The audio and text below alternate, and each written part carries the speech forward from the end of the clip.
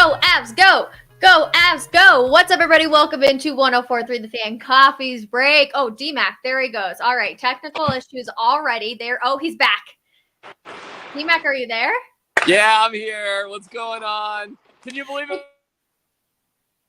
He probably got a phone call already. Well, so it's going to be a short-lived D-Mac conversation, but he's down at Ball Arena because the Avs take on the Chicago Blackhawks tonight. But more importantly, they raised the banner. So we're going to have a really fun, exciting night. Both D-Mac and myself will be down there. We've also got Will Peterson, obviously, right down below me. Will, how are you this morning?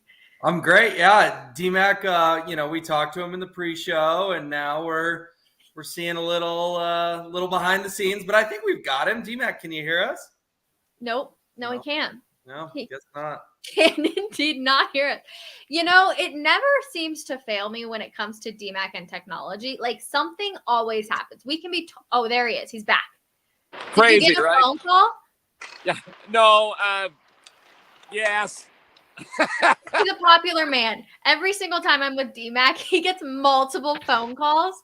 So if you ever need to peep in on someone's conversation, DMAC's the person to do it because you're always going to find the phone ringing near him.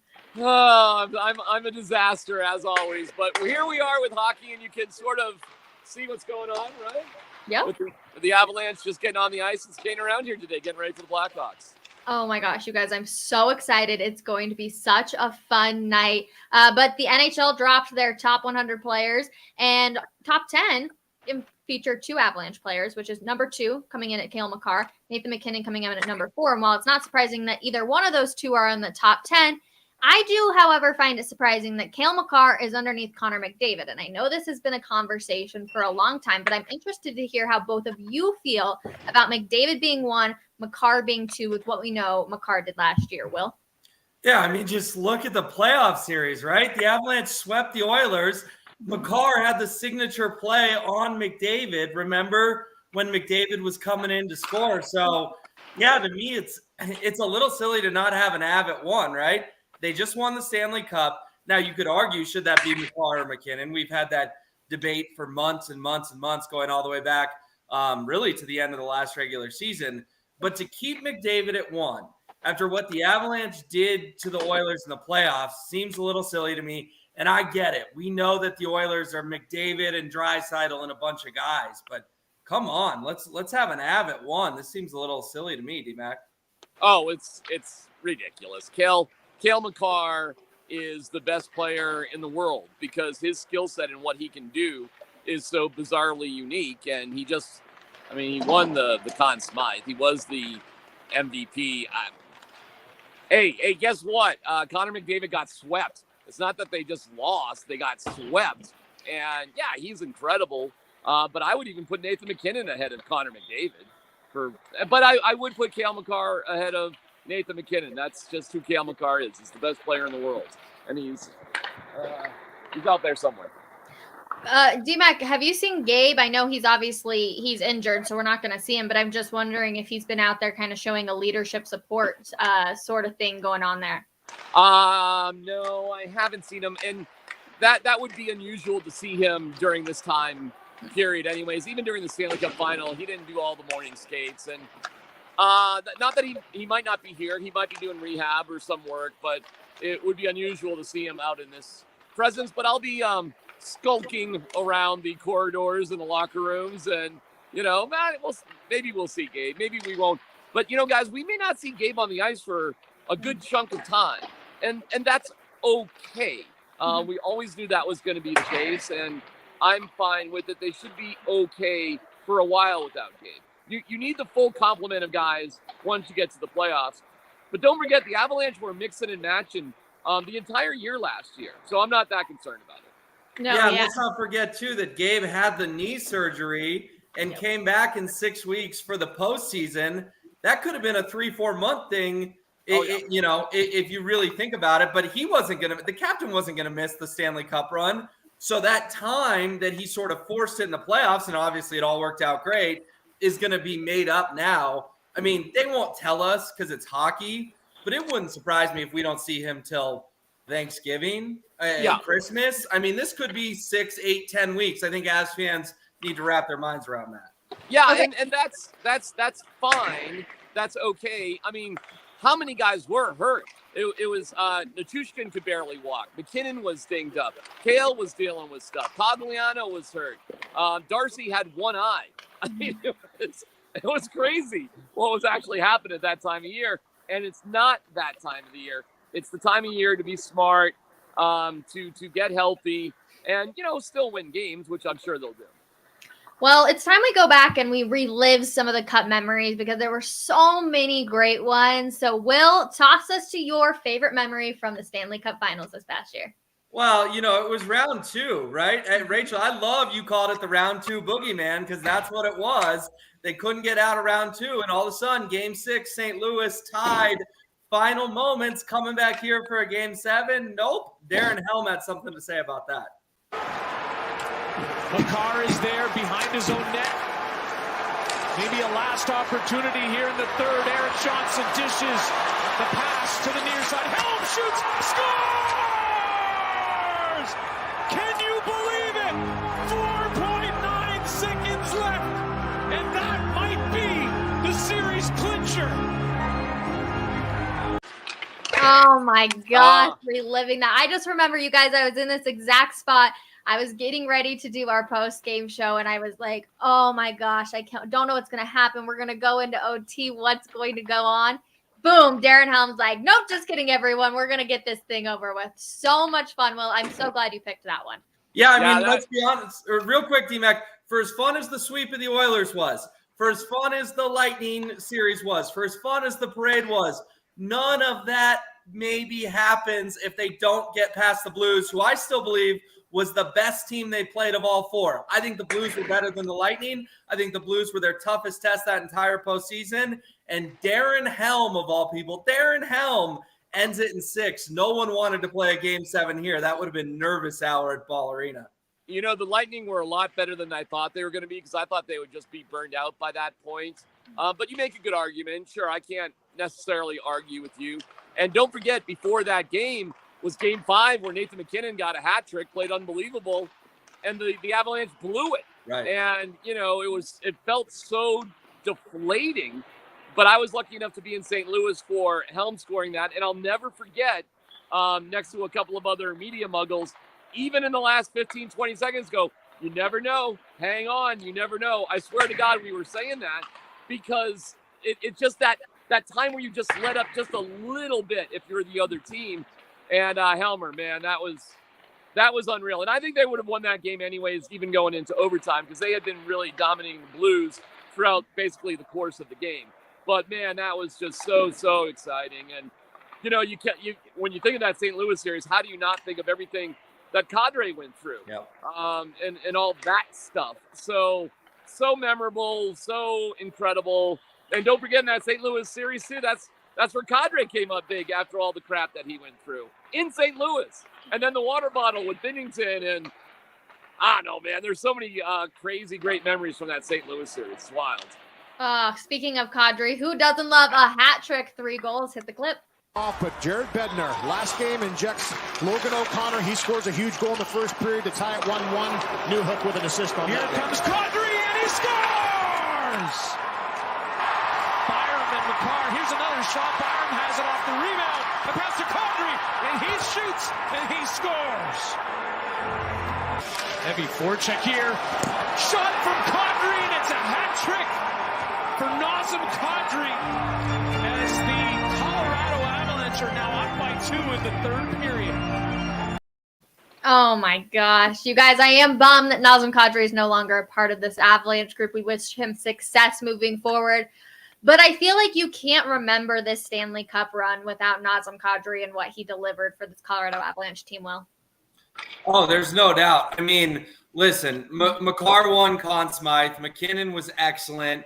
Rantanen racked up all the assists. Darcy battled through. Pavel Francouz came in. Devontae's was solid. Nichushkin went all worldly on us. Like, there's hero after hero after hero. But you're right. You can't write the story of the 21-22 Avs without Nazem Kadri. And for him to come back in the final after Evander Kane cheap shotted him in the Western Conference Final and broke his thumb. And he said the other day that was an 8-9 week injury. And he came back in 2-3 weeks. And I know we'll get to it in a little bit, Rachel, but what he did in Game 4 in Tampa, You can't overstate that they probably don't win the cup without Kadri. He was one of many heroes for the Avs during that postseason. He was my favorite player during the final for so many reasons. We'll miss him. We'll definitely miss him. But listen, it's life-changing money for him and his family. We wish him nothing but the best. And ironically, they play in Calgary tomorrow night. This is a weird way to start the season. They have a back-to-back with a trip to see Cadre in Calgary tomorrow. So we'll see him. Well, theoretically, we'll see him. Or some people in Colorado will see him. I mean, it'll be seen by somebody. And I'm pretty sure that Calgary comes here in, I want to say February. It was like one we all had circled. But at some point, Nazem Kadri will return. And I'm sure he's going to get a huge standing ovation from the fans at Ball Arena. No doubt. But D-Mac, we have to talk about yours because yours isn't a highlight. It's not a play that most people saw. Your favorite memory was actually when you got to walk on the ice. Do a little bit of explaining for us, please. Yeah, it was an amazing thing to be able to do, to be lucky enough to cover them the whole way. And not that there weren't memorable games, but this is me walking on the ice in there's family members and you can get right up close personal. And this is all, one shot, just walking along. And there's Nathan and his dad is about to come into frame here. There's our Helms daughters, three of the Helm daughters right there, doing Ice Angels, which is so cool. And then you come over here and there's McKinnon and there's his dad about to give somebody, there's his dad giving a big hug. Your son's pretty cool at hockey, right? And there's Kathy right there, his mom. And you just keep going through the Rantanins. All the Finnish Rantanins were there. Nico Rantanen. And he's tall. And all the girlfriends and wives had their husband, boyfriends, jean jackets on. That's Justus Annunen, who was actually on for the Avalanche as the third goalie. One of the fun things is, before you win the Stanley Cup, guys, if you're a healthy scratch, they allow you to go put on your uniform so that you can go out onto the ice. There's our guy, Kale Makar, best player in the world. He's doing his thing out there. So, yeah, man, this was just such a special moment to just be able to walk through all the stars. Landeskog, he's probably speaking in one of his 9 languages that he speaks right there. Who knows? And you just go, I mean, isn't that kind of crazy? Just to walk through everybody and just see everybody right there. There's our guy, Cadre.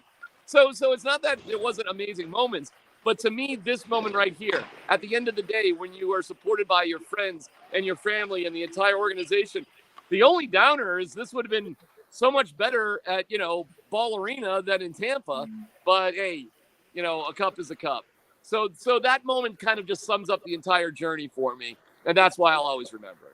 It was so cool to rewatch that when I'm sitting there editing it, getting ready for this morning, and you're going back and you're like, the support that all of these players had. But you also mentioned it. The big bummer is that it wasn't here in Colorado at Ball Arena.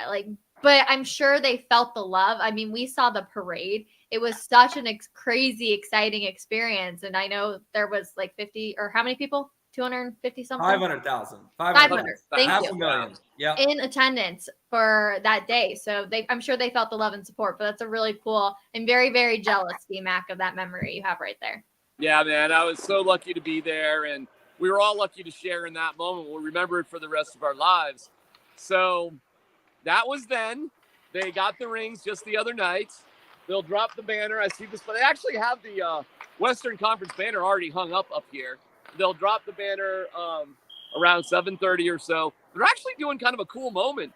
At 3:30, they're having a red carpet entrance, and fans can go down and greet the players as they walk into the building around 3:30. That's kind of cool that they're doing that. So all the pomp and circumstances will be outstanding. And yes, the Avalanche were personally responsible for reuniting Blink-182. I mean, what couldn't they do? Wait, we have to talk about this. Okay, so D-Mac thinks so. I kind of think so too. Will, what do you think? Yeah, I mean, listen, I know that song obviously grew to an identity of its own, and they sung it every game. They sung it at the parade. And I know Blink-182 was aware of the song. That's the coolest part is you guys were there for the game 1 of the Cup final when I believe it was was it Mark Hoppus or Tom DeLonge did the intro to the thing. Yeah. And it just sort of felt like the Avalanche fan base rejuvenated this band that had this hit from the late 90s. Like, Rachel, I think All the Small Things came out like right around when you were born. And that's, I'm not trying to age you or not age you, make you feel young. But my point is, it had been a long time since this song was a #1 hit, but everyone knows it. It's so catchy and it's so fun. And maybe Blink saw all this and said, we got to go back on tour, boys. And they're stopping at Ball Arena. They're going to play All the Small Things in Ball Arena. I want to be there for that. Oh, for sure. July 3rd, that's when Blink-182 will be here. They've got a long list of locations that they're going to be heading to, so definitely check it out. Because, I think every single time you hear All the Small Things, you'll always think about the Colorado Avalanche. But let's talk about players as we look forward ahead to this upcoming season. There's a few new names. D-Mac, can you say it? Who is the new goalie for the Avalanche? Alexander Georgiev. Nice. There you go. All right. So a new goalie, Darcy Kemper, obviously off to the Washington Capitals. Will, what do you like about Georgie or Georgiev? Well, listen, I like the fact that he played behind Igor Shesterkin in New York, right? Because I think the Avalanche fans would say, wait, this guy wasn't even a starter. How can he be our starter? Well, the reason he wasn't a starter was because he was behind the best goalie in the NHL. So it's not like he was in Anaheim splitting time and everyone's like, yeah, this guy's kind of a so-so dude. No, he was a backup because he was backing up the best goalie in hockey. He's a top 15 goalie. That's why Joe Sakic went and got him. And listen, goaltending wasn't the reason they won the cup. The goalies had their moments, but it would not be a top of anyone's list. Georgiev doesn't need to be Patrick Waugh, just like Kemper and Francouz didn't need to be Patrick Waugh. He just needs to be solid in net. I think he's got good experience. I think he's ready to be the guy, and I think he's the perfect solution for the Avalanche. Once it became abundantly clear, they just didn't have the cap space to re-sign Darcy Kemper. No, for sure. D-Mac, what have you seen from him while you've been out there? Has he been taking a few shots? I know your back's been turned to them for a little while. Well, I've been watching him during training camp, and he's played in some preseason action. Actually, it's been a little shaky, to be quite honest with you. It hasn't been fantastic yet. But like Will's saying, you've got to probably face like 25 shots a night, not as many as the vast majority of goaltenders in the world would have to face. And you get remarkably better in front of such a high-quality defense and team. So we'll see. You know, I mean, any goalie in the world is going to get lit up if they just face uncontested shots against guys in the NHL. So it's kind of hard to make any judgment about what we've seen so far. I will say something that you will see tonight, and they're working on it actually right now, right behind me. You're going to see a second-line power play with 3 defensemen on it. Devin Taves, Sam Girard, and Bo Byram are going to be on the power play, whereas, I mean, that's highly unusual. Usually you have forwards, goal scorers. But that is how talented the Avalanche think of their defense, that they're specifically putting a third defenseman on. Byram was always on, and that's not a surprise with Taves. But to add Girard actually to that second-line power play is highly unusual for any NHL team. So they were fooling around with it. They're literally doing it right behind me right now. So you definitely will see that tonight. Something kind of cool to look forward to. Oh, yeah. It's definitely very out of the ordinary. So it'll be interesting to see how well that they do because this Avalanche team does a lot well. But they also have Evan Rodriguez who's coming in. He's brand new. What we thought was going to maybe fill Nazem Kadri's spot, that's no longer going to be the case. Alex Newhook going to be getting that position for now until at least a few months, maybe up until the trade deadline, Jared Bednar said. But Evan Rodriguez, what do you like about him, Will? Well, listen, he's played with some of the best players in the world, being over in Pittsburgh with Sidney Crosby and Evgeny Malkin. And he's a guy that had big numbers last year, I believe career highs with the Penguins. So when Nichushkin came in, right, he was sort of a no-name in Dallas, and he elevated this superstar and got himself a huge payday. When Kadri came in, he was known more for his suspensions and his toughness than his goal scoring. And then he comes in and puts up huge numbers. Like, why can't Rodriguez be the third guy who, oh, by the way, you get to play with the McKinnons and the Makars and the Landeskog's and the Rantanens and just take your game to a whole new level? So it's a guy who proved it somewhat in Pittsburgh last year, and Joe Sakic and the new GM Chris McFarland have done a phenomenal job of identifying these guys who are pretty good with their old teams, who can be great for the Avalanche, and I think Rodriguez is the next guy to do that. Yeah, you could make the argument Kadri got better, Nichushkin got better. Maybe even Burakovsky got better. A lot of guys get better. And you're looking for some of that growth from Rodriguez, who, I don't know, maybe he's just a late bloomer. And you got him at a bargain basement price. But they want Newhook to be the 2C. They do. And they're going to give him a fair shot. And he's, gosh, I mean, how old is Newhook? 22? Maybe 23, something like that. So he's got loads of time. And Newhook played really well in preseason, by the way. And Bednar praised him quite often. So it's not that Rodriguez is really here to replace Kadri, but he is one of the top 6. He's right there as one of the top 6 guys. So that's a significant addition. And then you'll just see where things go when Gabe eventually gets back here. We'll see who that, impacts. We'll see. It'll be a fun project to work on, that's for sure. Those two we're looking forward to seeing. D-Mac, I had asked him earlier this week who he was most excited to watch from the returning players. He said Valerian Nichushkin. But, of course, with him dealing with the injury, we're not going to see him tonight. But one player we are going to see is Kale Makar, who is both Will and I's player that we are so excited to see what he's able to do.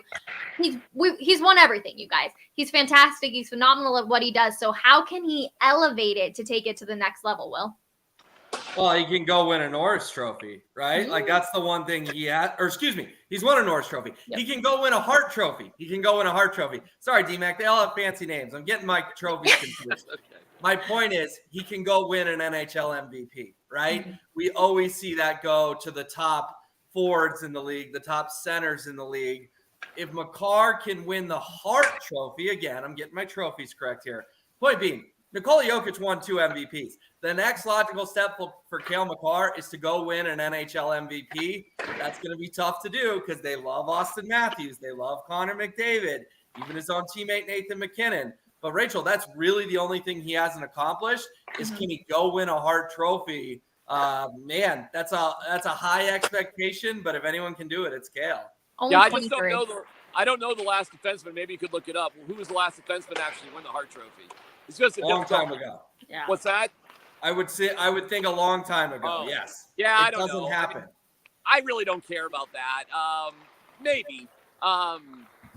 You're actually in better shape if Nathan McKinnon wins the Hart Trophy and Kale Makar wins the Norris. How good are you at that point? True. So, there's one trophy that we all care about.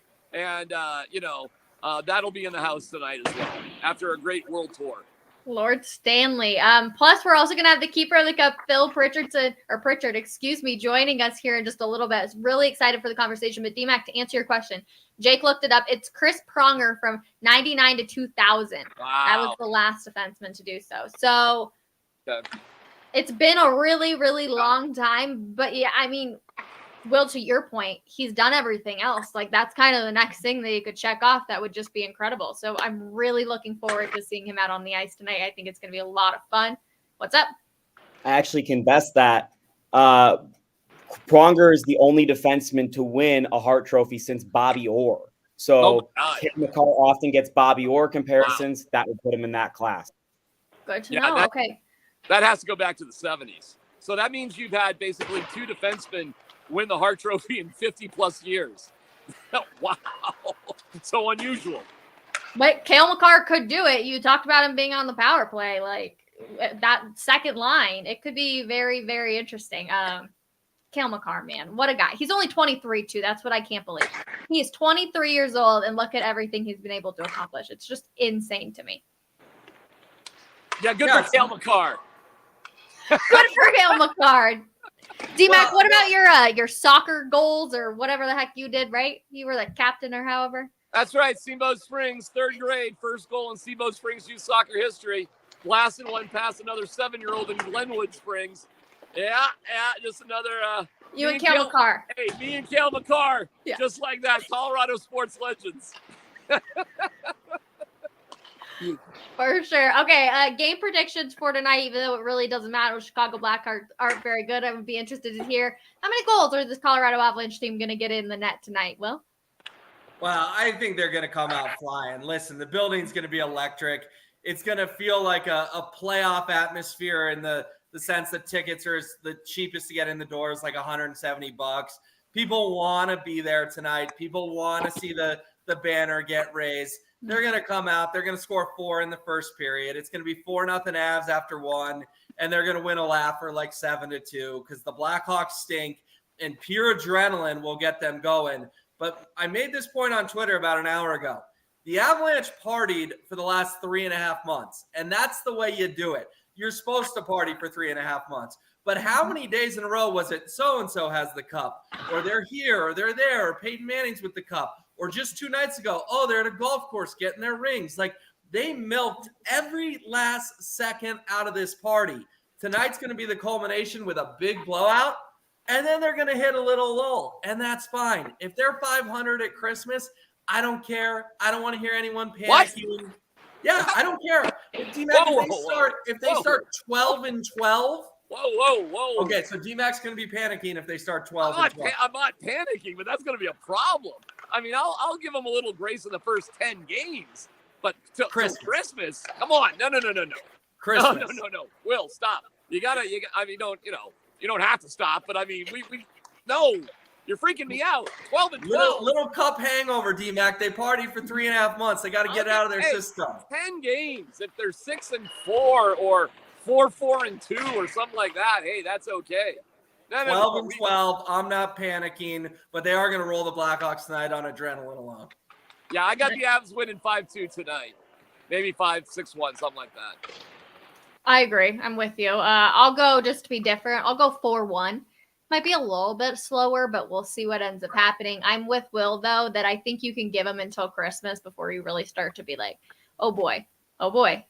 Guys, I gotta bounce. They're doing the interviews and stuff, so I gotta roll. But sounds good. Awesome. Good stuff, D-Mac. See you later.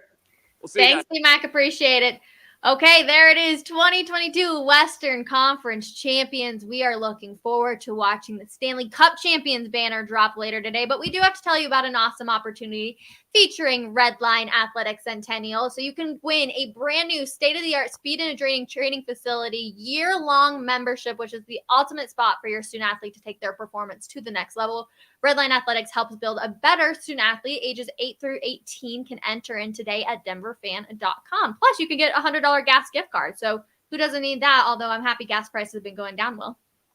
Yeah, but I could still use a $100 gas gift card. They're going down. That doesn't mean they're cheap, Rachel. So me too. Yeah. No, I'm with you. I do have a bone to pick, actually, though, with the NHL. And Will, D-Mac and I were talking about this before we went on the air about how I hate that the NHL doesn't have the Stanley Cup champions open up the season. I hate that. I think that I love what the NFL does, right? The Super Bowl champions, they get the opportunity. They open up the season, all eyes on them. I couldn't believe last night that we saw other games going on, especially the ones that we did get to see, like with Tampa and the Rangers. What a great series there, or what a great game there. But so I'm a little frustrated that the Avs aren't going to get the sole attention that I think they deserve. Well, and Jake can look this up if he doesn't mind. But Rachel, I remember a couple months ago when the schedule came out, there was a concert at Ball Arena last night. I am almost positive of that. And the Avalanche would have gotten it, would have gotten the big stage, would have gotten the national treatment. But the concert had been booked for a long time. And that's why they had to move them to tonight. Now, Jake can confirm that maybe, or maybe I'm just making things up. But if there was no concert, if Ball Arena was dark last night, I'm with you. Stupidest thing ever. Yeah. But you know what? If some band came in and they had been booked for a year and a half, we can't control that. So it is what it is. But yes, if it was empty last night, then the NHL really screwed that one up. Okay, now you're like, I got ahead of myself because I think you're right. I actually think I saw an Instagram story of a friend at Ball Arena last night at a concert. So it was Panic at the Disco. So they were at Ball Arena last night. Listen, I'm not the biggest Panic fan. I know I write Sins Not Tragedies and the one about like Mama, I'm going to make it or whatever. Those are the two I know. But my point is Panic is pretty big, so you can't just rebook Panic. Like Panic kind of had ball last night. As bad as that is, it just sort of the way the calendar worked out. True. Okay, so I back up what I said. I can't be too mad at the NHL. I get it. Panic at the Disco. Yeah. Hey, look, I made it, right? Isn't that the song? Yeah, exactly. That one's on the radio like all the time. For sure. And look, the Avalanche players can say, hey, look, I made it because they're Stanley Cup champions. So that's exciting. We did get a comment from Jake, though. Both started 2-4 last season. I think it's going to take a little bit of time for them to kind of really, for the Avalanche, I should say, let me clarify this, to really build into the season. I think, like you said, this party lasted so long. It takes so much. I can't even imagine their summer. So I think it's going to take a little bit of a slow build. Like, have you ever come back from, all right, let's say a week-long vacation, and have you felt a couple or a little slow your first couple days at work? Yeah. Okay, all the time. So a week long means 2 days you're slow. 3.5 months, well, let's see. That's 14 weeks, 14 times 2, that's 28. That's 28 games. I told DMAC 12 and 12. Okay, I'll extrapolate it to 14 and 14, and then I'll start to worry. Like, I kind of wish he was still here. I understand why he had to run. But, like, no one cares if at Christmas they're at 500. It doesn't matter. Guess what, Rachel? They won all 4 road series or all 4 playoff series on the road last year. Ball Arena wasn't even that much of a home ice advantage for the Avalanche when it was all said and done. Like, for this team, it's all about staying healthy, getting back in the playoffs. I don't even care if they're the 1 seed in the West. They can be the 2 seed, the 3 seed, the 4 seed. It's fine. They have that playoff experience, and they can absolutely repeat as champions. I was stunned that DMAC said he's only given them 10 games. That was a little surprising to me. Yeah, okay. Well, we do have some breaking news. We're going to talk to Jake Shapiro, and then we're going to welcome in the keeper of the cup. Jake, what do you got for us? Big breaking news. Mark Hoppus is joining the Avs faithful to sing All the Small Things tonight in the third period. That's what NHL on TNT has just tweeted out. That's awesome. My gosh, that is massive. That is so cool. Wow, I'm going to be at the game, you guys. It's going to have a full vlog. Don't worry. That's going to be so, so cool. But we do have to welcome in the keeper of the cup, Phil Pritchard. We are so excited to have him be joining us because I'm sure he's got just a ton of cool stories. Phil, how are you this morning? Rachel, I'm doing great. How are you? Good. Thank you so much for taking a few minutes out of your time. We really, really appreciate it. No problem. I'm glad I get a chance to talk to you after all the summer we've gone through. It's been pretty special, and like you said, it'll be a big night here in Denver. Yeah. Okay. So Phil, I have to ask you this. So this is probably not the first question that you usually get asked when you're probably like, oh, celebrations, this and that. I need to know your tips for travel because you are all over the globe, my friend. I need you to fill me in on these. My tips for travel? Wow. You know what? I mean, this year I think we hit 6 countries all across Canada and US, Czech Republic, Germany, Finland, and Sweden.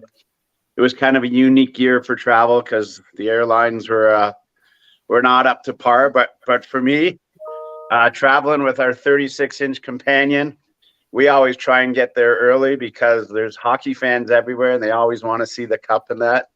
It makes it easier to check in and going through TSA and everything. My suggestion, I guess, would be arrive early. And I'm guessing the airlines are also saying the same. So, okay. Basic enough. I like it. Simple. Keep it simple. But we have to ask you also, for you, what was the most memorable party that you attended this year for an Avs player or coach, I guess?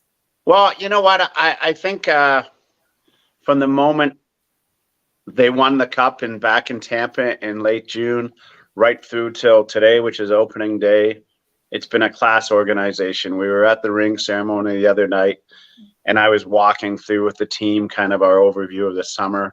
But the guys were great to deal with.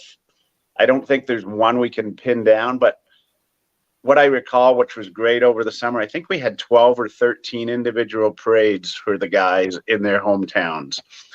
And when you have parades in your own community, obviously you're very important to that community. And you look at all the Avs that had parades, Nazem Kadri, Alex Newhook, Nathan McKinnon, Pavel Francouz, et cetera, that's pretty important. If the community, it means that much to the community to have a parade, you know you've got a pretty good team, and that the Avs do. Phil, I got to ask you, who was the biggest celebrity? And I guess I mean by that, what was the most madness where you sort of felt like, oh my goodness, there are so many people here and this Avs player is getting so mobbed that this is kind of crazy. Maybe not out of control, but borderline a little bit uncomfortable for maybe you or the cup or the player. Just what was the chaos and the biggest celebrity factor out of all these Avs players? I think this year, Mikko Rantanen and Arturi Lehkonen are from the same area. So to have back-to-back guys in a small town like Turku in Finland, it was pretty overwhelming, not only for those two, But I think for everybody that was there, because they had a 2.5-day celebration basically between the two of them. And Turku's a very small town in the coastal area of Finland. But everybody was out, and it seemed that they all had a story for either Mikko or Arturi because of where they lived and what rinks they played in, because they played often against one another or in hometown rinks, and everybody knew everyone else. For that, I think it was pretty special for them both to bring it back home, but to meet everybody because they all had a connection to them. I think it was pretty unique, and for especially in Turku, Finland, to have two guys from the same area to win it in the same year, that's pretty remarkable. Phil, the Avs went a little viral, should we say, for the mishap that happened on the ice after they won the Stanley Cup, where they dented it. What's your stress level when you see an incident like that happen with such precious cargo? Well, I mean, first of all, it did happen. It happened on the ice right after the presentation. Mm-hmm. It's unfortunate it happened. The Stanley Cup, it's arguably the greatest trophy in professional sport. It's 130 years old. We want to make sure it gets to 140 and 150 years old, as do all the hockey fans and as do all the players. It did happen. I guess it's another mark on the Stanley Cup and another story it could tell if we could talk. But I think Will and Rachel, when we're 130, if we look that good, we'll be doing okay. Absolutely. There's no doubt about it. All right, Phil. So walk us through, is tonight sort of the final night of the Avalanche's turn with the Cup, if you will? Do you get a little break? Where does the Cup go for the next several months? And is this really the finish line for, okay, we're done with this Avs team celebrating this Stanley Cup? Well, I think, to put it simple, Will, at the drop of the puck tonight, the Avs no longer are Stanley Cup champions. They become the defending Stanley Cup champions. We're on to the new season for them. They're obviously en route to kind of defend that. But although it was a short summer and it was a great summer, the team usually gets about 100 days with it. We haven't reached that 100-day mark yet. So they plan to do a bunch of things with the community, with the public, with the season ticket members and that.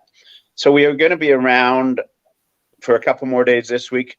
We're going to go out and get the cup engraved next week. So they're going to get their names on it. Then we'll come back to the community. So the fans, the season ticket members, the suite holders, everyone there will get that chance to see that again. So are we going away yet? No, you're stuck with us still for a bit longer. We'll still be in Denver.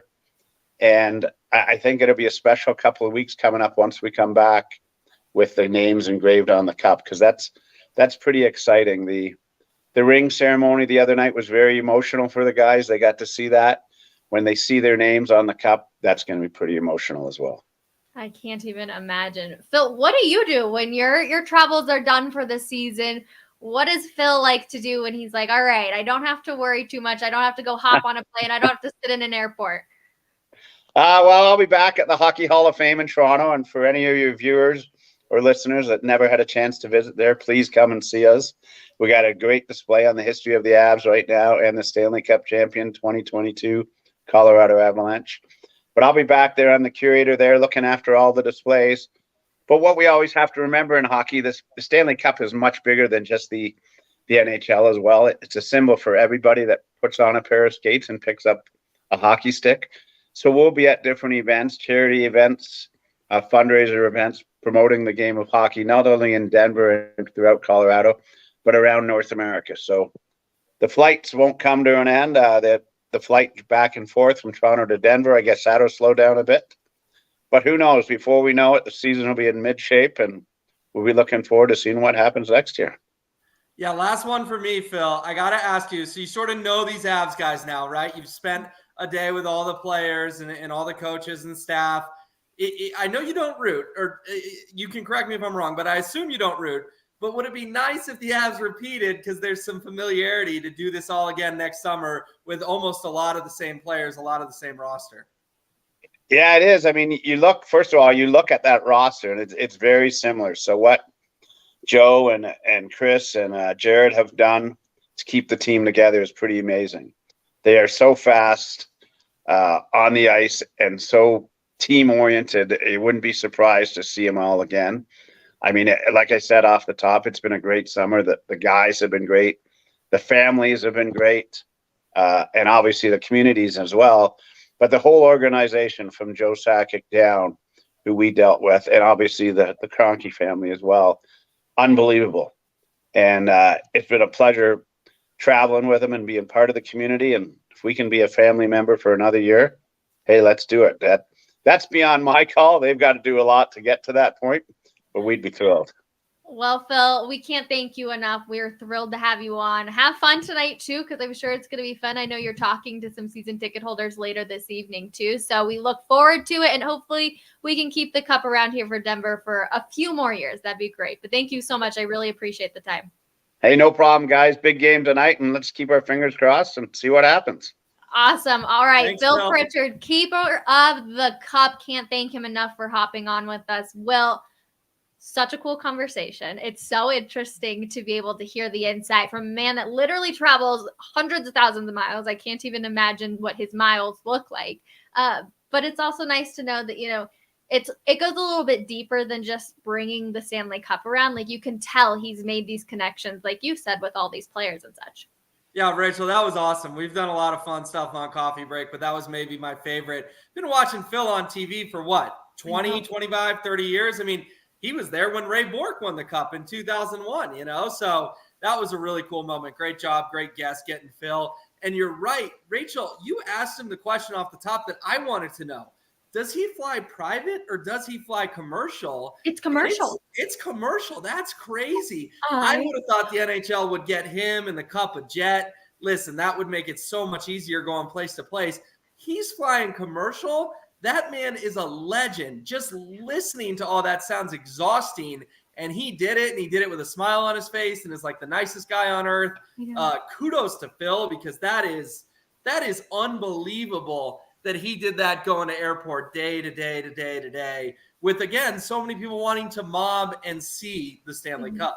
I know. When you look at these pictures that we have up on the screen, like, there has to be so much anxiety for him, knowing, like, I'm solely in charge of this cup and making sure that it stays safe. And look at what these guys are doing with it. You have Kale getting it at a 7-Eleven with a Slurpee. You have him on a boat. Like, there's so many things. But Phil was fantastic. We really appreciated him hopping on and taking some time, because I know he's a very, very busy individual. No, it was great. It was nice to have him. Rachel, the one thing neither of us dipped our toes in, and I wanted to, but I was like, you know what? Phil's a classy guy. I'm not going to go there. But I desperately wanted to ask about Curtis McDermott stumbling over and what was going through Phil's mind when Dermy took the spill in the bar. I will say, Phil, also, he's got some media training. You can tell he answered all of our questions very gracefully, but you could tell he was like, we're going to keep the privacy of some of these players and what they did, Sure. Which was great. So that was such a cool guest. Like, as broadcasters, like, this, there are certain people that you're like, that would be so much fun to talk to him. And Phil is definitely high up for me as well. So, I'm just like so happy now, and I'm excited for tonight. A big game, even though I don't think it's going to be a huge competition wise. It's just going to be a really exciting night, and I'm looking forward to it. Rachel, we just did 45 minutes of Avs. I did not hear the name Nathaniel Hackett, which I guess I just ruined. I did not hear the name Russell Wilson. I did not have to talk about Justin Outen. I sure as heck didn't have to talk about Melvin Gordon. Best coffee break ever. Keep believing in.